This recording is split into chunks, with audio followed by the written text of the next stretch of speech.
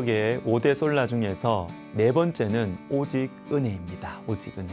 오직 은혜는 우리의 믿음과 구원을 포함한 모든 것이 하나님의 은혜로 우리에게 주어진 것이다. 이걸 의미합니다. 그래서 오직 은혜, 이것을 진실로 고백하는 사람은 내가 하나님 앞에서 참 가난하구나, 내가 참 무능하구나, 내가 참 악하구나, 이것을 인정해요.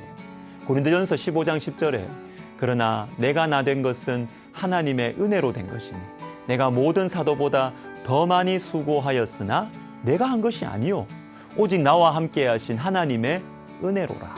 그래서 영국의 종교개혁자 윌리엄 퍼킨스라는 사람은 우리가 누리는 은혜들이 하나님으로부터 온 것임을 고백하지 않는 사람은 자신의 궁핍함을 인식하지 못하는 거만한 거지와 같다, 이렇게 말했어요. 거지인데 거만해요. 이게 웃기죠, 그죠, 여러분? 그리고 여러분, 은혜와 함께 나오는 표현들이 나의 무능함, 연약함, 조건 없는 사랑, 이런 것들이 같이 나와요. 그래서 그런지 은혜를 생각하면 자꾸 좀 연약한 이미지를 우리는 그런 걸 생각을 하게 됩니다. 품어주는 것, 봐주는 것, 야, 우리 은혜로 하자, 이렇게 말하죠. 그런데 여러분, 은혜는 강력한 힘을 가지고 있습니다. 오늘은 은혜가 우리의 삶 속에서 실제로 어떤 능력을 주는지를 생각해 보겠습니다.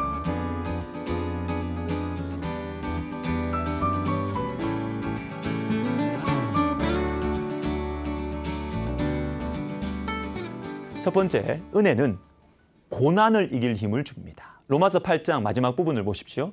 그러나 이 모든 일에 우리를 사랑하시는 이로 말미암아 우리가 넉넉히 이기느니라. 우리가 이 모든 일을 이기는데 이 모든 일이 무엇일까요? 바로 앞 35절이 설명을 해줍니다. 환난이나 공고나 박해나 기근이나 적신이나 위험이나 칼이랴. 이 여러 가지 어려움들을 이길 수 있다는 거예요. 우리는 살아가면서 많은 어려움들을 겪습니다. 그런데 이것들을 이길 수 있다. 어떻게 해요? 37절을 다시 봅시다. 그러나 이 모든 일에 우리를 사랑하시는 이로 말미암아 우리가 넉넉히 이기느니라. 우리를 사랑하시는 이로 말미암아 넉넉히 이긴다. 이게 중요하죠. 내 힘으로 이기는 게 아니죠. 그래서 어떤 목사님은 우리를 사랑하시는 이로 말미암아 요 표현이 없으면 로마서 8장 37절은 성경이 아니다, 이렇게 말씀하세요. 그냥 강연이다, 이렇게 말씀하세요. 우리를 사랑하시는 이로 말미암아, 이 말씀 없으면 유명 강사들이나 좋은 노래가 주는 위로, 또 소설이나 시에 나오는 따뜻한 문장, 통찰력 있는 한 문구를 읽고 나서 그래, 난 할 수 있다, 다시 힘을 내보자, 이것과 다를 것이 없어요. 물론 그러한 위로도 좋습니다. 힘이 됩니다. 그러나 여러분 보세요. 그 소설가가, 그 유명한 강사가, 그 시인이 여러분을 사랑합니까? 그들이 지금도 살아서 우리의 아픔을 위로해주고 있습니까? 아니에요. 다 사라지는 존재들이고 우리에게 관심 없습니다. 우리의 영원한 생명에 대해서 전혀 관심도 없고 어떻게 해줄 수 있는 능력도 없어요. 그러나 예수님은 우리를 사랑하십니다. 땅끝까지, 이 세상 끝날까지 우리와 함께 하시겠다고 약속하셨고 지금도 우리 속에서 성령으로 함께 하시며 역사하시고 위로하시고 우리를 위해 간구하고 계시는 것입니다. 그런데 이 말씀을 좀 더 정확하게 설명하면 우리를 사랑하시는 이로 말미암아가 아니라 우리를 사랑하신 이로 말미암아입니다. 현재형 아니라 과거형 동사라는 것이죠. 물론 예수님은 지금도 우리를 사랑하시지만 오늘 이 로마서 8장 이 본문이 강조하는 것이 있습니다. 과거에 우리를 사랑하신 어떤 한 사건, 지금도 여전히 우리를 사랑하시고 앞으로 영원히 우리를 사랑하신다는 것의 증거가 되는, 뿌리가 되는 과거의 한 사건을 말씀해 주고 싶으신 거예요. 무엇일까요? 십자가입니다. 십자가.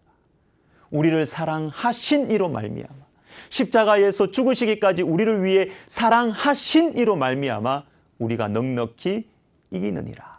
이것이 은혜의 능력이죠. 한 가지 더 보겠습니다. 은혜는 용서할 능력을 줍니다. 마태복음 18장 32절 33절에 이에 주인이 그를 불러다가 말하되 악한 종아 내가 빌기에 내가 내 빚을 전부 탕감하여 주었거늘 내가 너를 불쌍히 여긴 것 같이 너도 내 동료를 불쌍히 여김이 마땅하지 아니하냐. 하나님께서 우리에게 용서해라 용서해라 이렇게 말씀하시는 이유가 있어요. 그건 저와 여러분이 사랑이 많아서가 아닙니다. 인격이 훌륭해서가 아닙니다. 내가 너를 불쌍히 여김과 같이 내가 너를 용서해 주었기 때문에 그 은혜를 네가 정말로 알고 믿고 간직한다면 다른 사람을 용서할 수 있다라는 것입니다. 다시 말하면 우리 속에 내가 누군가를 용서해야 되겠다. 참 억울하고 싫은데 누군가를 용서해야 되겠다 하는 마음이 우리 가운데 생기면 여러분 그것은 우리 속에 하나님께서 나를 용서해 주신 은혜가 있다는 증거예요. 증거. 하나님의 용서가 내 속에 있기 때문에 다른 사람을 용서할 마음도 생겨난다. 이게 영적인 자연스러운 흐름입니다. 그래서 여러 종교개혁자들이 이렇게 말했어요. 인간의 용서는 하나님의 용서를 받았다는 증거다, 표시다. 하나님의 용서를 받은 사람은 그 마음 속에 분명한 자국이 있고 이렇게 찍히게 돼요.